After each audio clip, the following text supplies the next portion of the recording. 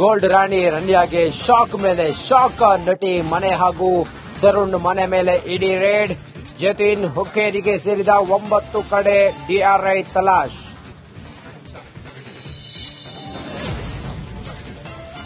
ಕಲಬುರಗಿಯ ಭೀಮಾ ನದಿಯಲ್ಲಿ ಮರಳು ಮಾಫಿಯಾ. ರಿಪಬ್ಲಿಕ್ ವರದಿ ಬೆನ್ನಲ್ಲೇ ಎಚ್ಚೆತ್ತ ಅಧಿಕಾರಿಗಳು. ಸ್ಥಳಕ್ಕೆ ಎಸ್ಪಿ ಭೇಟಿ. ಅಕ್ರಮಕ್ಕೆ ಬೀಳುತ್ತಾ ಬ್ರೇಕ್. ಕೋಮುಲ್ ಸಭೆಯಲ್ಲಿ ಕಾಂಗ್ರೆಸ್ ಎಂಎಲ್ಎಗಳ ಜಟಾಪಟಿ. ನಾರಾಯಣಸ್ವಾಮಿ ಹಾಗೂ ಕೆವೈ ನಂಜೇಗೌಡ ರೋಷಾವೇಶ. ರಣರಂಗವಾದ ಕೋಲಾರ ಕ್ಷೇತ್ರ ಮರು ವಿಂಗಡಣೆ ಸಭೆ.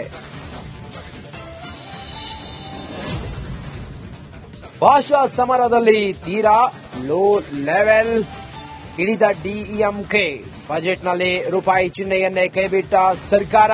ತಮಿಳು ಲಿಪಿ ಬಳಕೆ ಬಿಜೆಪಿ ಕಡೆ.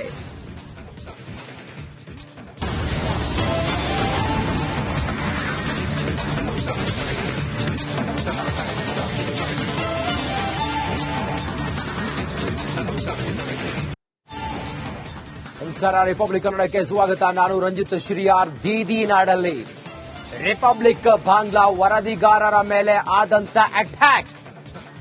ಪತ್ರಿಕೋದ್ಯಮದ ಆ ವಾಕ್ ಸ್ವಾತಂತ್ರ್ಯವನ್ನ ತಡೆಯುವಂತ ಪ್ರಯತ್ನ ಕೋಲ್ಕತ್ತಾದ ಜಾದವ್ಪುರ ವಿವಿಯಲ್ಲಿ ಯೂನಿವರ್ಸಿಟಿಯಲ್ಲಿ. ರಿಪಬ್ಲಿಕ್ ಬಾಂಗ್ಲಾ ತಂಡದ ಮೇಲೆ ಪುಂಡರು ದಾಳಿಯನ್ನ ಮಾಡಿದ್ದಾರೆ. ಕೋಲ್ಕತ್ತಾ ಜಾದವ್ಪುರ ವಿವಿಯಲ್ಲಿ ವರದಿಗಾರಿಕೆಗೆ ತೆರಳಿದ್ದ ನಮ್ಮ ರಿಪೋರ್ಟರ್ ಮೇಲೆ ಹಲ್ಲೆ ಮಾಡಿದ್ದಾರೆ. ಕ್ಯಾಮೆರಾವನ್ನ ಕಸಿದುಕೊಂಡು ಪುಂಡರು ದರ್ಪವನ್ನ ತೋರಿದ್ದಾರೆ. ರಿಪಬ್ಲಿಕ್ ಬಾಂಗ್ಲಾದ ವರದಿಗಾರ್ತಿ ರದಿತಾ ಮೇಲೆ ಹಲ್ಲೆಯನ್ನ ಮಾಡಿದ್ದಾರೆ.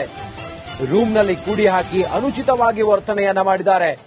ಲೈವ್ ರಿಪೋರ್ಟಿಂಗ್ ಮಾಡ್ತಿದ್ದಾಗಲೇ ಪುಂಡರು ದಾಳಿಯನ್ನ ಮಾಡಿರೋದು. ಪಶ್ಚಿಮ ಬಂಗಾಳದಲ್ಲಿ ದಬ್ಬಾಳಿಕೆ ಮಾಧ್ಯಮದವರ ಮೇಲೆ, ಪತ್ರಕರ್ತರ ಮೇಲೆ, ರಿಪಬ್ಲಿಕ್ ನೆಟ್ವರ್ಕ್ ಮೇಲೆ ಆದಂತ ದಾಳಿ ಇದು. ಪತ್ರಿಕಾ ಸ್ವಾತಂತ್ರ್ಯಕ್ಕೆ ಪದೇ ಪದೇ ಪಶ್ಚಿಮ ಬಂಗಾಳದಲ್ಲಿ ಈ ರೀತಿಯಾಗಿ ತಡೆ ವಿಧಿಸ್ತಾ ಇರೋದು. ವಿವಿ ಕ್ಯಾಂಪಸ್ನಲ್ಲೇ ವರದಿಗಾರಿಕೆ ಮಾಡ್ತಿದ್ದಾಗ ದಾಳಿಯನ್ನು ಮಾಡಿರೋದು.